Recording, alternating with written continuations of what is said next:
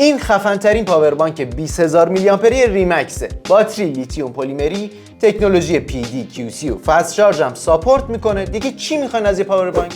همینه دیگه. ریمکس مدل 672 با قیمت حدود 2 میلیون تومانی حسابی راضیتون میکنه. الان میگم چرا.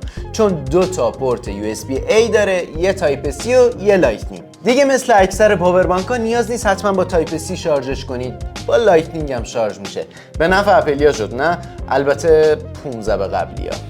9 لایه ایمنی داره مثل کنترل آمپر و ولتاژ و جلوگیری از اتصال کوتاه، همچنین سیستم کولینگ که باعث میشه زیاد از حد داغ نکنه و خیلی چیزای دیگه. راستی یه نکته مثبت دیگه ای هم که داره اینی که درصد شارژش رو صفحه نشون میده. در کل کیفیت ساختش واقعا بالاست و جنسش هم از پلاستیک فشرده ACS. پیشنهاد میکنم اگر پاور بانک میخواین بیاین سراغی تا محصول